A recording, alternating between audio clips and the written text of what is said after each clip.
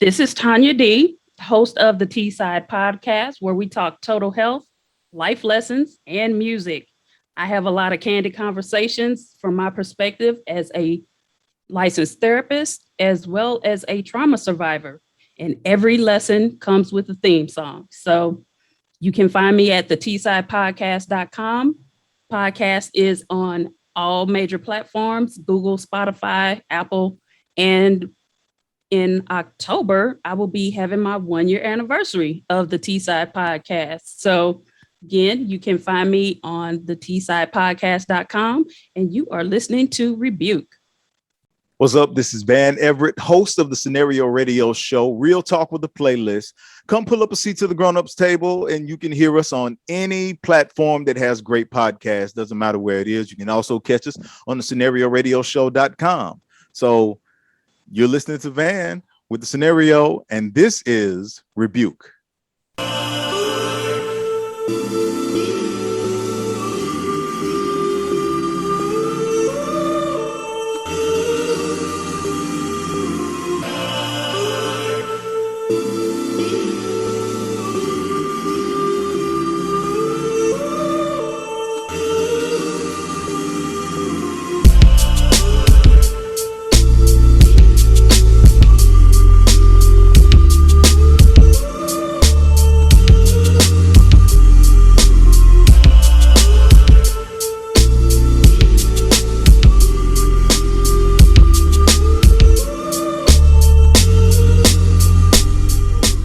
Hello, everyone. This is Marcus, and you're now listening to Rebuke. This is Rebuke's 49th episode, and we have something great for you all to listen to.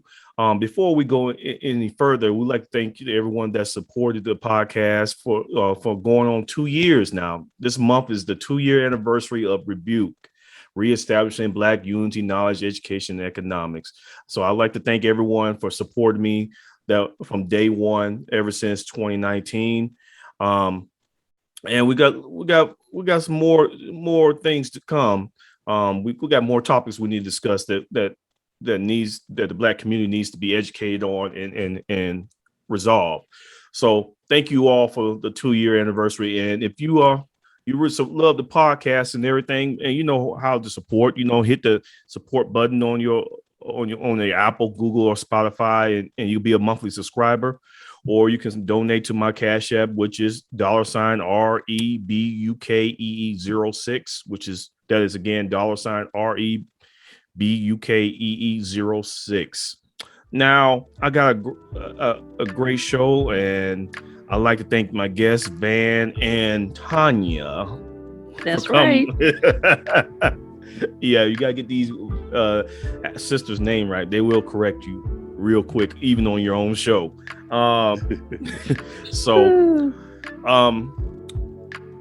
What's transpired about probably a month ago is that a well-known rapper called DaBaby. These rappers' names, I tell you, I'm a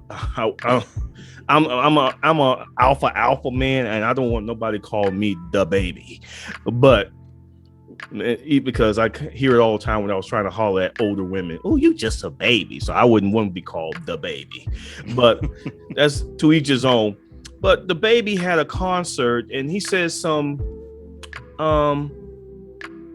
in today's society, vulgar language against a particular group. I believe the homosexual group, and people were not amused about it. And there was a great call to cancel this brother out. Now, this brother has been popular for the past 2 years. Everybody talks about him. He's featured in almost everybody's rap songs, but he's make one small mistake, and they're gonna cancel him out. And I have the topic he's referring to. I have a different views on it, but than most people today. But should he be canceled for having his own opinion? Now, that brings us to our title of our show. It's just simply titled "Canceled." Now, once again, I'd like to thank Van and Tawyna for coming on the show. They have their own podcast. They will do a little plug and tell you where they can listen. You can listen to their shows and everything because they got great shows. So they'll do that later on, but we're gonna get right into this topic. So before I go in and ask them their questions, I'm gonna give everyone the definition society calls cancel culture. Now, if I can find it. Yes. Now, cancel culture refers to the popular practice of withdrawing support for public figures and companies after they have done or said something considered objective or offensive. Now, ladies first, Tanya, what is your personal definition of cancel culture? You know, honestly, I think it may have not necessarily my definition, but the definition of the whole cancel culture has changed a little bit over time. But what was it before it changed? I don't know. I think it was more to remove, literally, like you said in the definition, to stop that person from doing something, to change everything. And now I feel like it's more, I guess I would almost say commercialized. It's just more so words. It's like, you know what? I don't like them. And then what? You know, the baby, what he said, things that were offensive. They wanted to, quote unquote, cancel him. What exactly does that mean? How is that going to happen? I feel like it's more so words now than action. No, it's action now. They removed him from a lot of concerts that he ain't getting no paychecks. A few. I mean, we'll get into it, but they canceled Kanye too. Oh, okay. Well, yeah, we about to get into it then. That's what I'm saying. We about to get into it. Hey, Van, what's your personal definition of cancel culture, man? My personal definition is really just the idea that people have come to recognize their own control of the public narrative. To me, that's what cancel culture is. It's simply the idea that we are in a place that in all of society, from the time humanity has been, as long as humanity has existed, for the most part, people had no sense of their place in the public narrative. And whatever place they had was really small. Most of the time, for most of humanity, we couldn't read. Most people couldn't read. Now more people can read, and not only can they read, they can also share their opinions with the entire world. And that's something that's never happened before. That's the only difference. People, like you were saying earlier, you said that in this day and age, there are some things that the baby said that might seem offensive. No, they were always offensive. It's just that the people that were being offended didn't have a voice at a certain time. Now they have a voice, and we have to listen. So that's cancel culture. And I mean, if that's what you're going to call it, you know, cancel culture is the idea that now there are people who otherwise who had never had a voice now have a voice, and we have to figure out how to reckon with what that means for us as a society. Well, as the church doors are open. All right, Reverend Van. You know I was going to cut up. All right. So Van, you know, Tanya went first. So I'm gonna go with you first on the second question. Do you think cancel culture infringes on, not just people, but I see it as more of a issue with us as a black people. Do you think it infringes on black people's freedom of speech? Before you answer that, I would like to use the example of Nick Cannon. You know, Nick Cannon has a little, I think, a podcast, and he was talking to one of the members of Public Enemy, the guy that was over the sergeant of arms, that guy. Yeah, Professor Griff. Griff, yeah, the super conscious brother. You know what I'm saying? And he was just talking about certain stuff, and he was just talking about how do you feel about Jews and white people? And man, they snapped on him and almost took his. I think he got his show back, but they took the show back away from him and basically made him apologized, and then he donated money to the Jews, like he didn't know what the Jews went through, and everything. And I was like, damn, they put this Negro in diapers, from speaking his mind. So, do you think cancel culture infringes on people's freedom of speech? I think a better question is why we talk about freedom of speech when we're talking about celebrities. Whether or not you get to keep your television show, your podcast, your radio show, it really has nothing to do with your freedom of speech. The rest of us are living lives. We got jobs, real things going on. This gives us more of a freedom of speech. The technology, the opportunity to respond to Nick Cannon, the opportunity to respond to people who we otherwise didn't have that voice to respond to. What it does is it puts them on a playing field where now they have to capitulate to people that otherwise they could ignore. They used to be able to ignore all of that. So if Nick Cannon has to apologize to keep his TV show, I can apologize to a lot of people right now. They're still not going to give me a TV show. So what is that really an infringement on freedom of speech? You know what I'm saying? Is that what you would call that? Think about it. When you think about freedom of speech and the people who have died for their freedom of speech, none of them apologized and got a TV show. Ooh, oh man, come on, man. Tanya, do you think it infringes on black people's freedom of speech? No, I think because honestly, it's more. I would say. Oh wait! Before you Go ahead. Get started, I won't give you an example.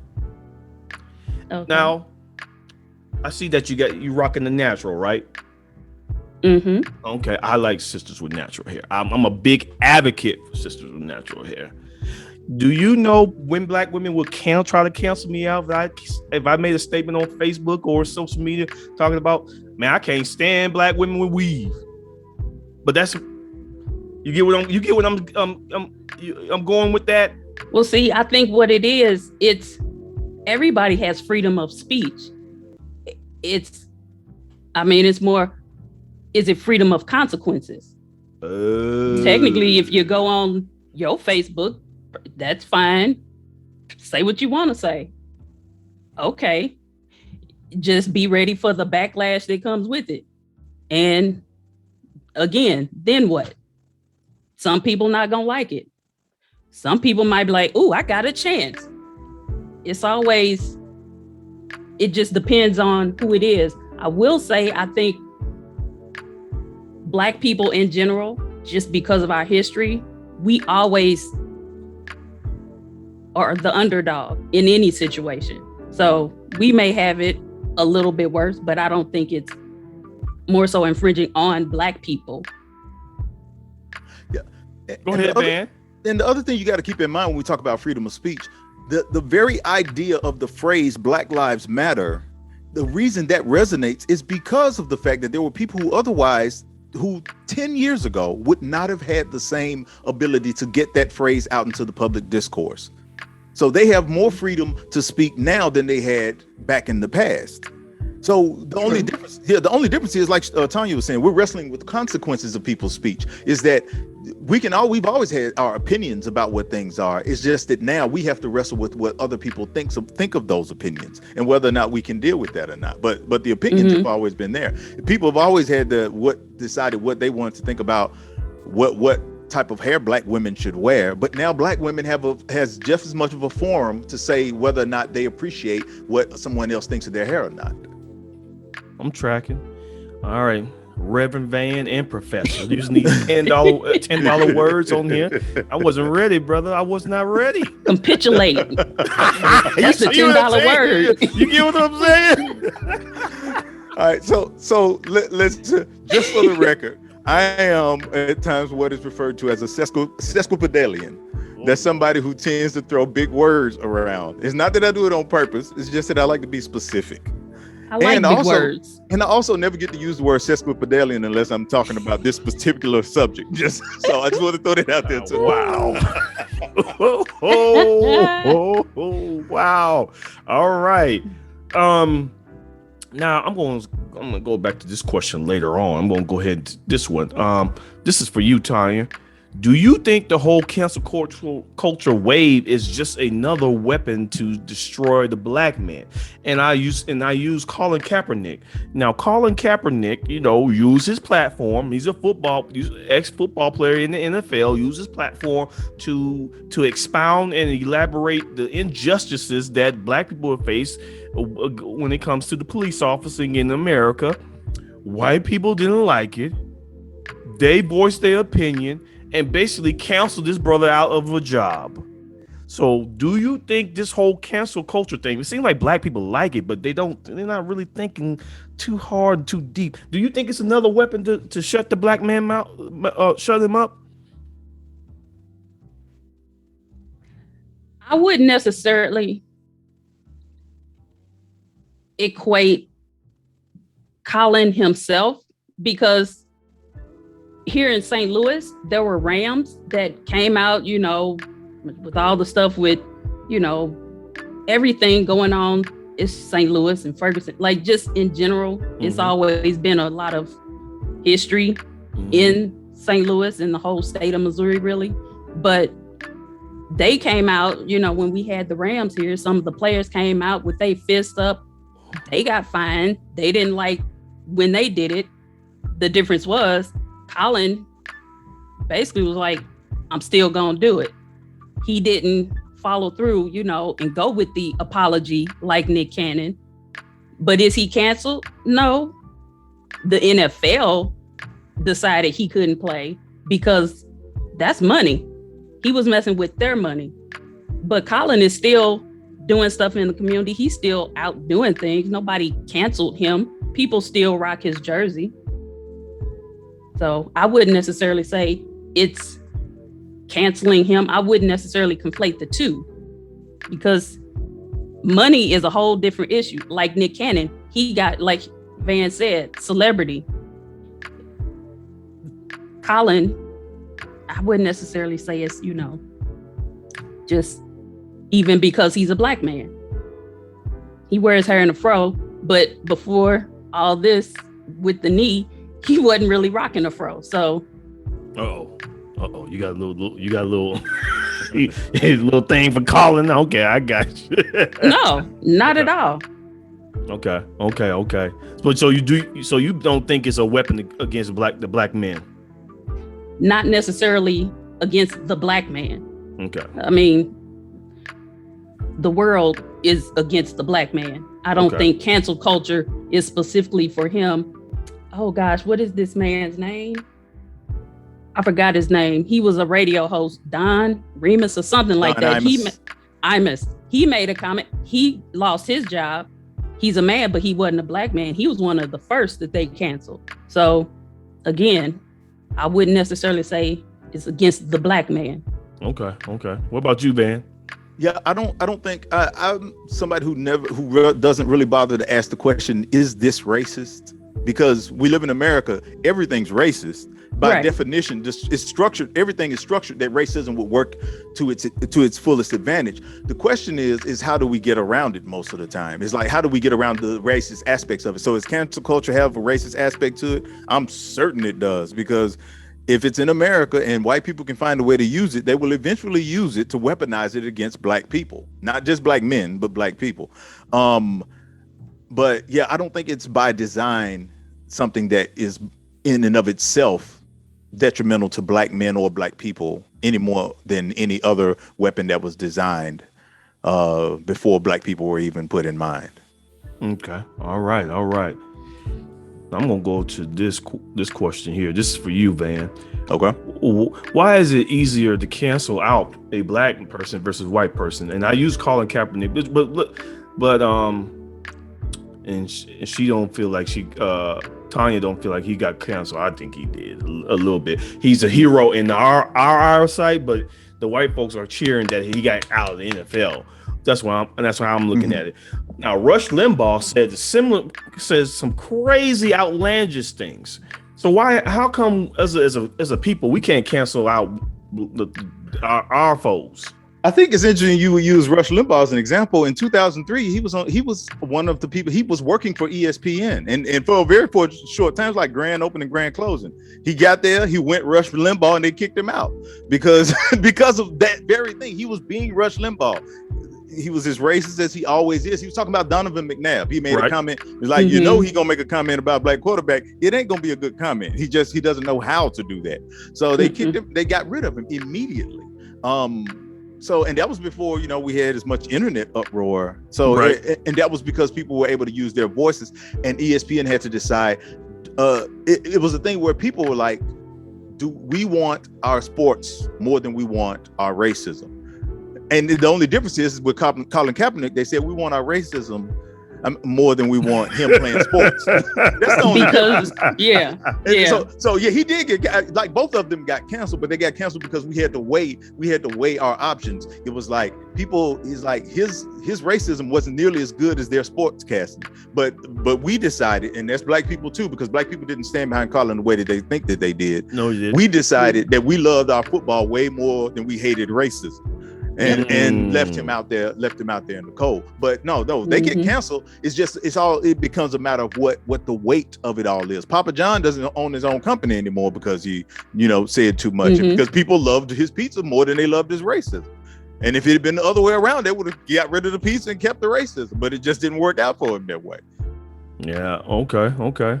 The reason why I use Rush Limbaugh, I'm going to go ahead, because he says a lot of derogatory and ill statements, about blacks, about women, about all that. You know what I'm saying? And nobody has chose to cancel this brother out. This guy flourishes. Before he died, this man was flourishing. This clown got one of the richest people in radio. Yeah, and this guy got a medal. I forgot the medal from the president. He got the Medal of Freedom, but he did get it from Donald Trump. That's so very true. Yeah, he got it from Donald Duck, but you know what I'm saying? He still got it. You know what I'm saying? So that's why I use Rush Limbaugh. I was like, man, guy. But you gotta keep in mind of his entire history. Rush Limbaugh used to be on TV. He used to be syndicated on television, but they got rid of him for the same reason everybody else got rid of him. What Rush Limbaugh did was he found his niche. He started his own radio empire, and all he did was cater to more racists like him. And it's like, you can't, once you got down to your niche, who else is there to cancel you? And that's, at the end of the day, that's all you can do, is that you can make what you have to decide is, like I said before, what we're always, the thing that we're always navigating in America as black people is not whether something is racist, is how can we navigate this racism? How can we manage it? Is it going to be on my TV screen? Is it going to be on my show? Is it going to be in my area, or is it going to be in my space? Because it's going to exist. And we decided we're not going to have it in our space. So he took it over to his space and let it flourish. And there's just plenty of people who eat it up. So what do you do? Okay. Before I go on this next question, the baby kind of influenced me to do the show, but not just the baby. Now, this particular artist, I have forever canceled him. This house Negro has the audacity to say that blacks chose to be enslaved, rocked a Magna hat, met with Donald Trump, all that, and for some reason black folks got amnesia and forgot what all he has done. And another person I have forever canceled is Candace Owens. Don't even ask me to uncancel her. She's forever canceled in my book. I don't do too well with house Negroes. You know what I mean? But all of a sudden, this brother drops an album called Donda, and they treating this album like Marvin Gaye's What's Going On. Like this is the album of the century. And I'm like, no. I gotta do a show on this. So now going back to Kanye. Now let's go back to this sister here. Now this sister has a angelic voice and was doing very well until she's decided to sing at Donald Trump's inauguration. You know, people begged her not to sing at the thing. I think Questlove, the drummer for the Roots, said he was willing to pay her not to sing, but she ignored everybody's advice, and this sister has been canceled ever since. I seen a I believe a 60 Minutes or a documentary on her, and she sang in front of 3 people, where this auditorium could hold about 5,000 people. Was very sad. So now I want to bring this up to this question: how come Kanye West was uncanceled, and Chrisette Michele is still canceled in the Black community? Well, I will just say, now she was canceled. She got done dirty. She had gone in after this inauguration, I think, which I don't really understand why. Part of what happened was she did it after everybody else had canceled. Even cover bands were canceling. They were like, no, we're not going to even be involved with this. Mm-hmm. And I read an article. She said, you know, I felt like I could be a bridge and possibly bring people together. And if honestly, she was getting good money for it. I mean, who doesn't want to be on that type of stage to get that type of, you know, recognition? But it was when they found out she got paid $250,000 and cashed the check for doing it, they decided to cancel her. First of all, I'm not going to anybody's job and I don't get paid. When you give me a check, I'm going to cash it. I don't care who you are. If I do the job, that was my job. Because if she didn't want to do it, it's not like she like, oh, I don't want his dirty money. She already agreed to do it. So do you feel, sorry to interrupt, do you feel she should have done it? While the Black community begged her not to do it. I will say this. Everybody can do what they choose to do. I personally would not have, because I don't even say his name. I don't. I just don't. I don't write it. I don't type it. He's canceled in my book, okay? Okay. So personally, I wouldn't have done it. I wouldn't have wanted his dirty money. But if that's what she wanted to do, okay. I can't be mad at her. It's not like now all of a sudden her songs sound terrible, because like I said, I had looked it up because I was a fan of hers. She had done an album. She had gone back in after the inauguration, recorded a whole album, and Capitol Records decided not to put it out. Damn. They dropped her from the label. Spike Lee decided, you know what, I'm not going to have you on my show, whatever the thing was on Netflix. Maybe Dear White People, I don't know. Whatever it was, he decided he wasn't going to have her. And everybody was giving her a lot of backlash. She fell into a deep depression. At some point, somewhere in there, she had a miscarriage because of all of the stress and everything. So she got done dirty. They did cancel her.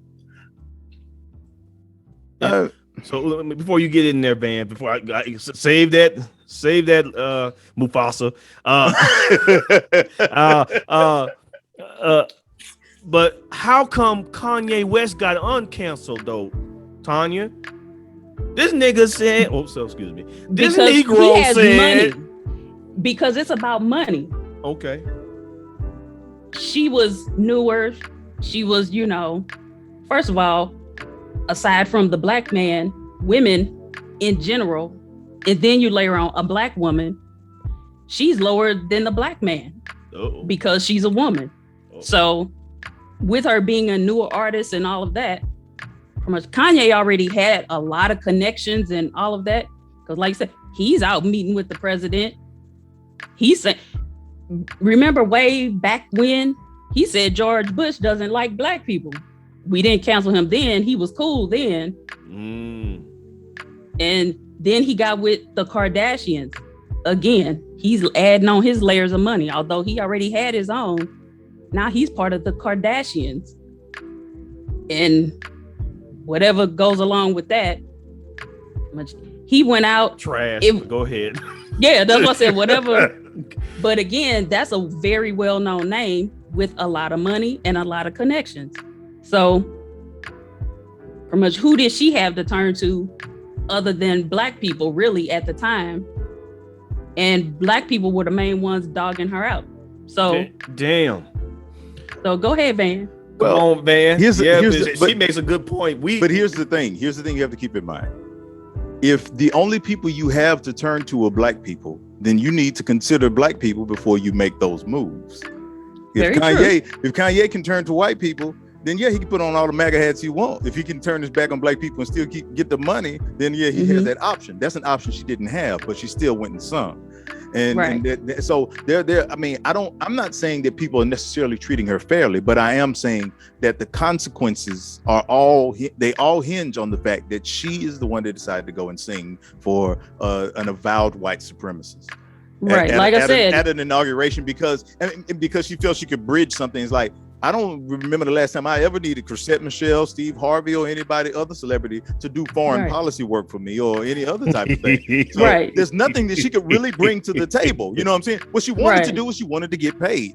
I understand we all want to get paid, but we got to make a decision.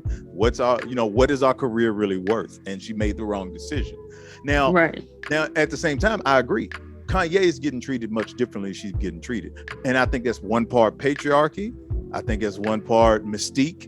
And I think it's also one part just sheer music. I don't know what the album sounds like because I'm not listening to Kanye. But I do know this. I do know this, that a banger will go a long way with Black folks. There's a lot of things you can do in this world that can be wrong.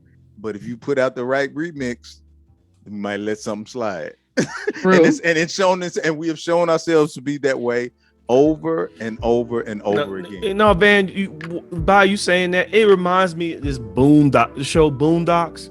They did a special on R. Kelly, and he was in the courtroom, and he played his new joint in court. Played his new joint in court, and everybody forgot that this dude's on trial for all the allegations against younger women. Because he had a banger. Girls, yeah, and that's the thing. So we let a lot of things slide, and I'm not saying that's cool at all, because I think it says a lot about us when we examine the way we deal with Kanye. Because the fact that we're willing to get into the all the little details about his mental health, and he obviously got some issues, but there are all these things about his mental health, all these other things about where his mother died, and we're willing to extend sympathy to him, a sympathy that we would not extend to Kanye if Kanye were a woman in the exact same position. And that's true, because we as a society are accustomed to the idea of making sure that women behave. Whereas when they don't behave, we don't want to know why they didn't behave. We just want them to get back to the place of behaving. Whereas a man, we want to understand, well, what was wrong with him? What happened to him? What is, we're willing to treat him a little bit more as an individual. Even if we decide we're going to cast him away, we want to hear his story. And we don't even want to hear her story.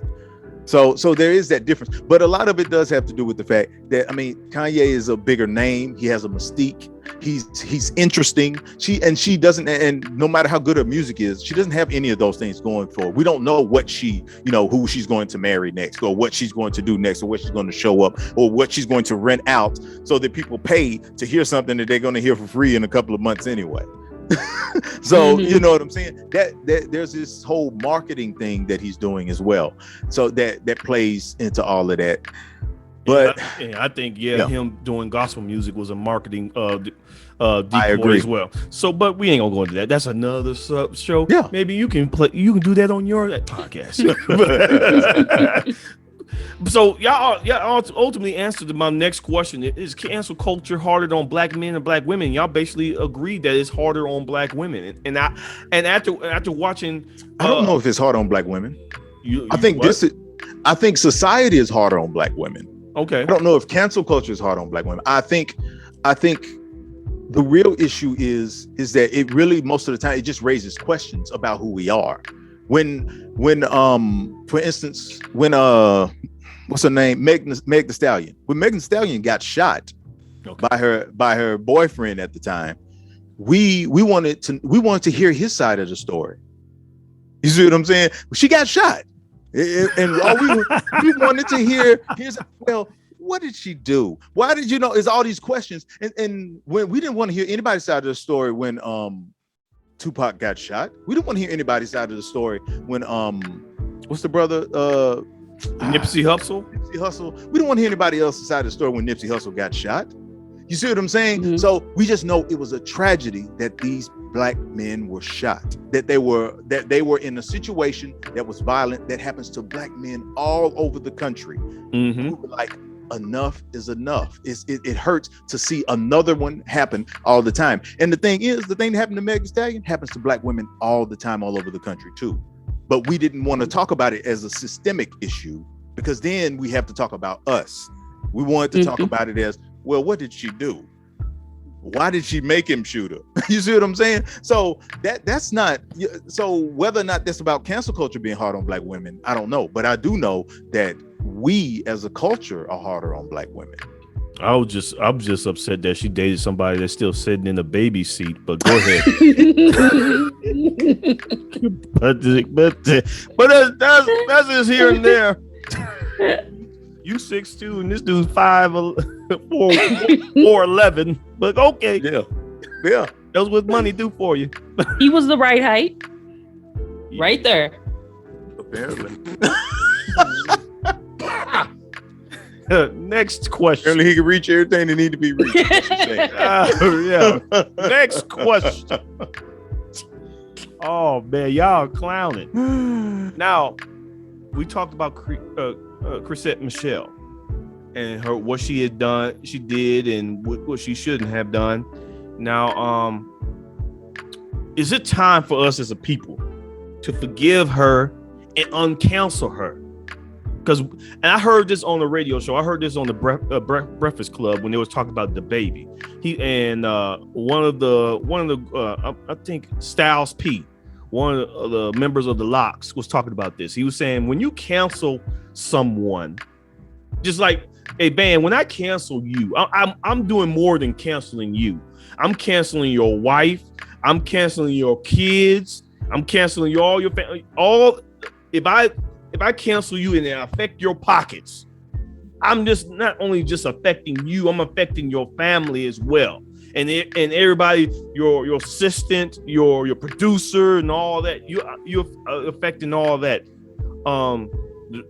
Now that being said, should we uncancel Chrisette Michele? Has she been through enough? I think it's been 5-6 years.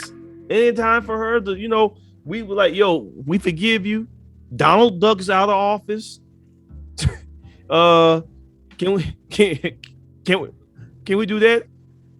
Or Tanya, are you ready? Tanya looks like she's ready. Look. I mean, like I said, I already liked her music, so I like music. I'm not going to, like I said, her paycheck has no effect on me. If that's what she wanted to do, fine. Like I said at the beginning, you have freedom of speech. You're just not free of the consequences. She suffered the consequences, but you live, you learn. She said, you know what? That was definitely the wrong move. I know everybody told me not to do it. I did it anyway. I was wrong. So yeah, why not? People still listen to R. Kelly if you really want to go there.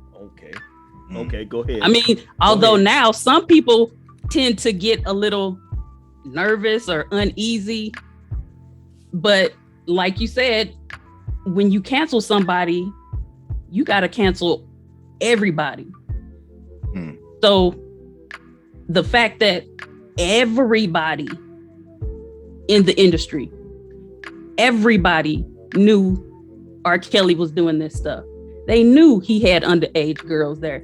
People were saying, I came in to work with him in the studio and I saw. So you knew, but you didn't say anything then. Now all of a sudden it's a bad thing. Not saying that he should be out here peeing on little girls, having these little girls, getting young girls pregnant, whatever. But I can't say 12 play wasn't my jam back when I was in college. You know what I'm saying? So that's why I talked about, I don't know who I was talking about with that, since we're on the topic. R. Kelly wasn't on my agenda, people. But You can't talk about cancel culture and not talk about him. Yeah, he's hard to avoid.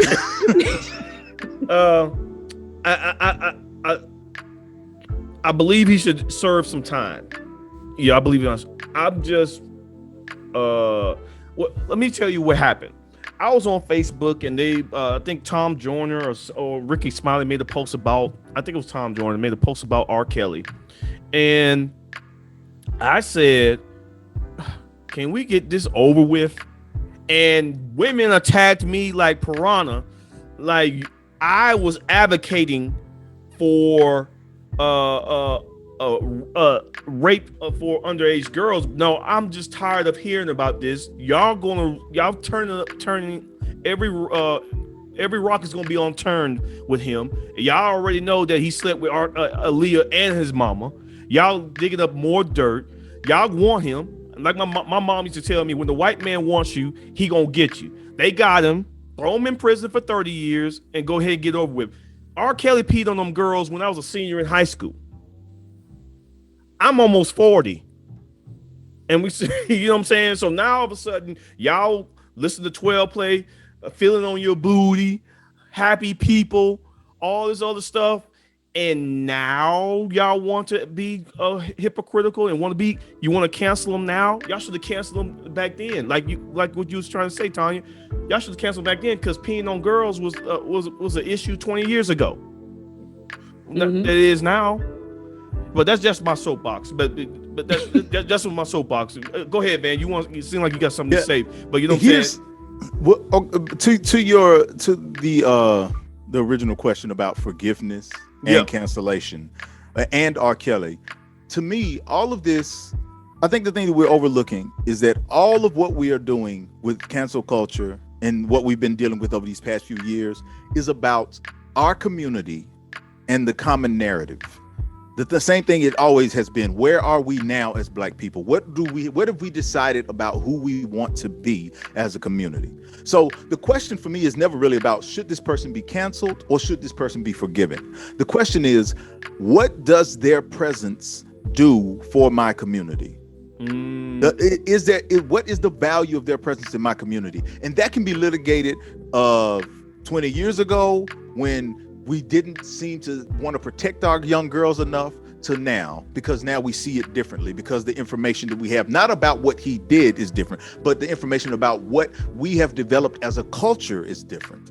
And we're like, these types of things we have to make people accountable for these things at some point. And it may not have been the right point, and a lot of people have suffered in a long time, but it doesn't mean that we don't have to, as a culture, hold these types of things accountable. So when I look at the situation with Chrisette Michele, I'm not thinking so much about whether or not, I think forgiveness is great. I think everyone should have the opportunity for forgiveness. But I also think that we keep thinking in terms of celebrity, that, well, if they're forgiven, then they should be able to get their job. They should be able to drop the new album. And the thing is, it may not be how it works. Sometimes forgiveness don't work like that. Sometimes it means that we let it go. And now you just got to fend for yourself. Because at the end of the day, the baby or any other entertainer, most of them don't care about my job or my kids. And it's not that I should hate them for it, but the thing is, I don't see myself in a position of having to protect the baby, because I've listened to his music. He doesn't care about my kids, and he doesn't want to protect my kids. Boosie doesn't want to protect my kids. They don't love my kids. I know what they say, but I'm listening to it. I'm watching what's happening. So if these people don't care about my children, then I have to look out for my children first. So if that means that puts them away, I'd much rather put them away and care more about what my children have, the society and the culture and the norms that we're creating for my children, than I would about whether or not this cat is going to get another job. And so that's, to me, is the thing. Whether that means cancellation, whether that means forgiveness, if that means that the baby decides to change the way he looks at the world and becomes a kinder, gentler version of himself, and he wants to treat people differently, and we accept him because of that, that's great. If it means that the baby wants to double down and say, I am who I am and this is who I'm going to be, that's great too. Be who you are. But that does not mean we owe you any acceptance. Not because, and regardless of whatever you feel about homosexuality, if he never said anything about homosexuality, he said enough about how he feels about black women or murdering black people that he still is not on my side. So I don't owe him anything. And that's the thing. And that's the conversation that we're actually really having. We just are wrestling with how to get to it, because again, all of this is new. Cancel culture is something new. And the whole thing that we're using the technology to have our voices heard. And there are people who otherwise didn't get to say what needed to be said. Now you got to listen to them. And now the baby has to listen to him, and he doesn't like it. Now you brought up something very interesting. I'm going to have to ask this question. It wasn't on the list, but you brought up something. You brought up the baby, and you said you listen to his music. I don't listen to it. I don't listen. I'm still old school hip hop. I'm not an avid listener, but I've heard. You know what I'm saying. But and you say he says a lot of derogatory things about women and about killing the black people. And it made me thought, when you said was talking about that, it made me thought about Public Enemy and KRS-One, old rappers, how they got, I wouldn't say they got canceled, but when gangster rap started taking over, the record companies were like, we don't want this social conscious stuff y'all talking about. Y'all trying to uplift your people and uplift black women. We don't want to hear that. So are black people trying to cancel? Are we canceling the wrong things? You know, like you said, Tawyna, Chrisette Michele wasn't talking about killing nobody in her music. She, you know what I'm saying? She did a wrong thing, but overall her music was credible music and was great music. The baby is talking about killing us, and you know what I'm saying, genocide and all this other stuff. Oh, should we be canceling these rappers now? I don't know if we have to cancel anybody. I do know we have to raise our standards.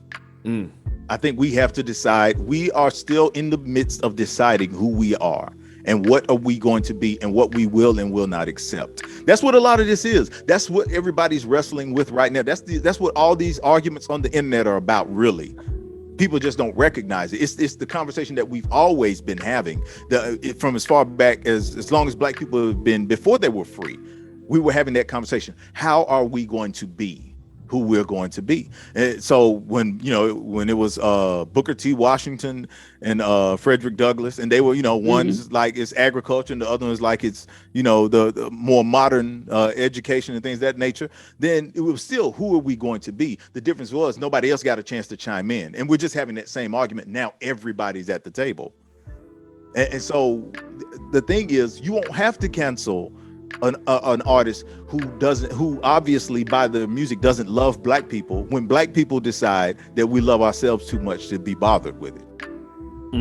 I feel you, brother. I feel you. Now I'm gonna go to my last question, and ladies first. What advice would you like to give the black community about cancel culture, Tawyna? What's your overall review, or what advice you want to give to the community regarding this new phenomenon for the past couple of years? I would, like Van said, I would say educate yourself. First of all, just don't follow along with what everybody else is saying. You don't like, you heard that she was doing this or he was doing that, so you talking to your friends and, yeah, man, do your own research. And if you really want to, step away from cancel culture, don't feed into it. Because some people will argue about everything's being canceled and why is this and why is that. It's social media. Everybody has a platform. Everybody's typing. Don't feed into it. Like I said, I don't say his name. I don't type it. He's canceled to me. Hashtag never my president. Don't clickbait. Everybody's clicking on something because, let's see.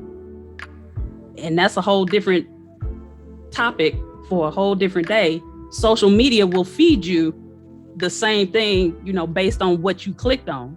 So you're not going to necessarily get a different perspective. So when I say educate yourself, maybe for 5 minutes, as much as I can tolerate, I will go watch Fox News. As painful as it is, because I need to know what they're saying instead of just my own perspective. How can I have a valid argument or, be able to come back if I don't even know what they're talking about? So I would say just make sure you educate yourself. And that Fox News, boy, it's hard for me. It's painful. It's so painful. It's like cleaning. It's like I'm country boy, so it's like cleaning chitlins and vinegar, man. It's I cleaned it one time and I'll never do it again. Yeah. All right, last but not least, Van. I would say continue to have the conversation. The conversation is important. No matter who you are, no matter what it is, have the conversation, but have the conversation with intent. And it has to be about more than you being right. It has to be about more than you being able to have influence over a celebrity or get likes or be an influencer. We're all contributors. We're all contributors to whatever this narrative is going to be. And it's still happening. We're still figuring it out. All this is very young. So have the conversation, but that means when you decide to be thoughtful about having the conversation, it's who are you going to be talking to? Don't waste your energy talking to people who don't have your best interest in mind. Talk to the people who do, who want something better for your community. And then decide that my conversations are about the community rather than about the celebrity. Because if you keep having conversations about celebrities, you'll just have a circular conversation. Because when that celebrity's star fades, a new one will come along and he'll do the exact same thing. So that never changes. Celebrities don't change. You know what I'm saying? There was Marvin Gaye was before R. Kelly. So and he married a young girl. So it's the same way. So none of that's new. The question is, are we going to start talking about what's important for us as a community rather than how that celebrity is important to us or not important to us? If we can have that conversation, then we start to have some progress. And I'm not saying that we're somehow misguided by the conversations we're having, but I'm just saying all of this is new and everybody's still just figuring it out. Yeah, and because I am a therapist, I will bring the mental health piece into it. When you're having these conversations and, and even if you're somebody who's canceling somebody, ask yourself, is this something that I would want to happen to me? And like Van said, the whole thing is very new, it's young. As Black people, we don't necessarily have the language. We're not all Sesquipedalians or whatever like Van is. We don't have the words to even talk about what we're trying to communicate because Black people were taught, don't talk about your feelings. So how can you have an open dialogue if you don't even know? Oh, okay, Tawyna. I didn't know you was a therapist. Yep. Yeah, man. I try to talk to a therapist. Some of them are like that. I agree. Yeah. Well, with that, that's the end of my show. Before I end the show, I always say my little 2 cents about it. Like I said earlier within the conversation, I'm kind of split in between cancel culture. I believe cancel culture is it's beneficial in a way if this individual has no, and I'm like with Van, if this person has no value added to the Black community and uplifting Black men and Black women, I'm gonna cancel you. Like Candace Owens, I don't like seeing that woman. You know what I mean? And I love Black women, but when you like sell out just for a paycheck, and when 10, 15 years ago, you use affirmative action to fight something off. Now all of a sudden you pro Fox and pro Republican and you're using strategic tactics to attack your own people. I'm gonna cancel you out. Kanye, the comments he said about our ancestors. Kanye, if I had to ask him, Kanye, if they did run away, where were they gonna run to? You know, you know what I'm saying? So, and if you do your research about history, and I'm a big advocate of African literature and African history, if they did run away, brother, where were they going to run to? He's forever canceled. But after I was doing the research, and then, like I said, I do read a lot. The federal government in the United States has been canceling black people for ever since August 20th. August 20th, 2019. Now, Martin Luther King, he got canceled. Marcus Garvey, he was trying to send everybody, get all the black people to go move back to Africa to their roots. The federal government canceled that. Malcolm X was trying to get all the black people to fight, stand for, love themselves and stand, and fight for their beliefs. Federal government canceled that. Black Panthers, they canceled that. Now, Haiti. Do you know that the United States and Europe collaborated together to make sure that Haiti did not participate in the trades, so they become a poor nation that they are today? Did you know that France said that if you don't pay us $66 billion, we was going to infiltrate or invade your country? They canceled Haiti. Private prisons, they trying to cancel it out. Now, I'm going back to what Van said. If we're going to use this cancel culture the right way, we need to cancel some things that's going to make us better. Maybe we need to start canceling murdering each other. Let's do a cancel culture vote for that. What about gentrification? Let's cancel that. What about abandoning our black women with our kids? Can we cancel that phenomenon? Can we have black fathers and black mothers and black children, in the same household? Can we cancel that?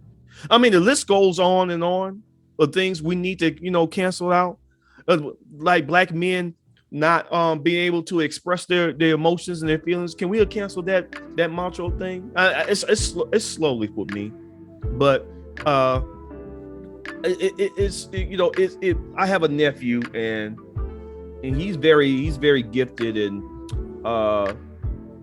one day my nephew made me cry, man, because I realized my nephew was a better brother than I was growing up. I went to my parents' house, not my parents' house, I went to my sister's house, and I played around, played with my nephew, and stuff like that, and I had to leave. He didn't want me to leave. You know what I'm saying?